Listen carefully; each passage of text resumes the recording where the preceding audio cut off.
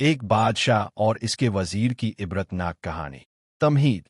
दुनिया की तारीख इस हकीकत की गवाह है कि गुरूर और तकब्बुर हमेशा ज़वाल की तरफ ले जाता है। चाहे वो फ़िरौन हो, नमरूद, या फिर कोई आम इंसान, गुरूर ने कभी किसी को इज्जत नहीं दी, बल्कि हर बार ये इंसान को अर्श से फर्श तक ले आया।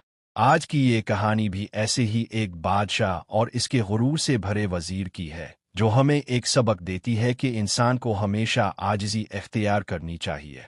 बादशाह का अरूज। कई सदियों पहले एक अजीम सल्तनत थी जिसका बादशाह ना सिर्फ बहादुर बल्कि इंसाफ पसंद भी समझा जाता था। रियाया इसे जिन इलाही कहकर पुकारते थे। बादशाह की एक आदत थी कि वो अपने फैसलों में हमेशा वजीरों से मशवरा लेता। उन वजीरों में सबसे ज्यादा करीबी और असर-ओ-रसूख वाला वजीर कमरुद्दीन था। कमरुद्दीन ज़हीन ज़रूर था, मगर वक्त के साथ साथ वो गुरूर और तकब्बुर में डूब गया।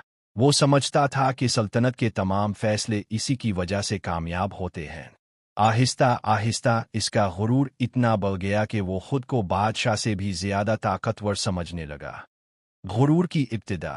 एक दिन दरबार में एक आम सा मुकदमा आया। दो किसान जमीन के टुकड़े पर झगड़ रहे थे। बादशाह ने कमरुद्दीन को कहा कि वो इस मुकदमे की तहकीकात करे। कमरुद्दीन ने बगैर संजीदगी के फैसला सुना दिया और कहा, मैंने कहा ना, जो मैं फैसला कर दूं वही दुरुस्त है। किसी को कुछ पूछने की इजाजत नहीं। ये सुनकर बादशाह खामोश रहा, मगर रियाया ने पहली बार कमरुद्दीन के तकब्बुर को महसूस किया।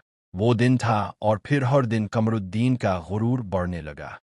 कमरुद्दीन दरबार में आम सिपाहियों और खादमों को हकीर समझता। अगर कोई मामूली सा नौकर इसके सामने सीधा खड़ा हो जाता तो फौरन कहता, तुम्हें पता है मैं कौन हूँ? मैं वजीर आजम हूँ। इस सल्तनत की बुनियाद मेरे दम से कायम है। बादशाह ये सब देख रहा था, मगर वो कमरुद्दीन की पुरानी खिदमात को याद करके खामोश रहता। मगर कमरुद्दीन ये समझने लगा कि बादशाह की खामोशी इसके कमज़ोर होने की दलील है। एक दिन बादशाह ने अपने वजीरों को जमा किया और कहा, हमारी सल्तनत के लिए सबसे बड़ी आजमाइश आजिज़ी और इंसाफ है। जो शख्स आजिज़ी छोड़ दे वो हमारे दरबार में रहने के लायक नहीं। कमरुद्दीन ने बादशाह की तरफ मुस्कुरा कर देखा। कमरुद्दीन ने बादशाह की तरफ मुस्कुरा कर देखा और कहा, जहां तक आजिज़ी का ताल्लुक है वो कमज़ोर लोगों के लिए है। बड़े लोगों को बड़ा रहना चाहिए। रियाया को वजीर के आगे झुकना चाहिए, ना कि वजीर को रियाया के आगे। ये बात सुनकर दरबार में सन्नाटा छा गया। बाकी वजीरों ने सर झुका लिए। बादशाह ने दिल ही दिल में फैसला कर लिया कि अब कमरुद्दीन को सबक सिखाना जरूरी है। सबक एमूज मैउक्यान। बादशाह ने एक दिन कमरुद्दीन को कहा, मैं चाहता हूं कि तुम भेस बदल कर बाजार जाओ और रियाया की हालत खुद देखो।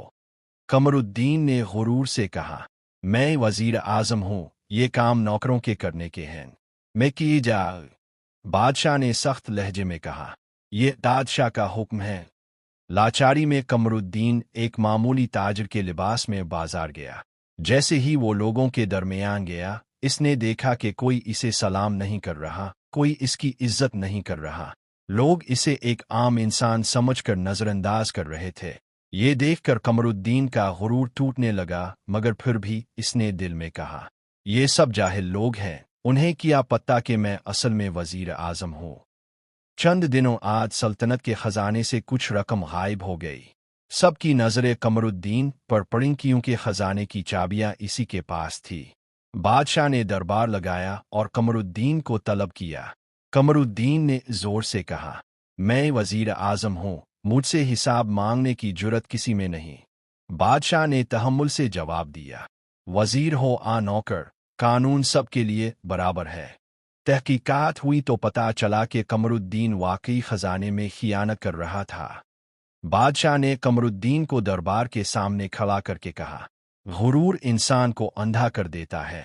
तुमने खुद को रियाया और बादशाह से बड़ा समझ लिया, लेकिन आज देख लो तुम्हारा गुरूर तुम्हें कहाँ ले आया। कमरुद्दीन का सर झुक गया। वो जिस गुरूर पर नाज करता था, इसी गुरूर ने इसे जलील कर दिया। बादशाह ने हुक्म दिया कि कमरुद्दीन को विजारत से माजूल करके आम कैदी की तरह कैद में डाल दिया जाए। یہ کہانی ہمیں یہ سکھاتی ہے کہ غرور ہمیشہ بربادی کا راستہ ہے۔ عزت صرف عاجزی اور انصاف میں ہے۔ جو شخص غرور کرے گا وہ چاہے وزیر ہو یا بادشاہ ایک دن ضرور رسوا ہوگا۔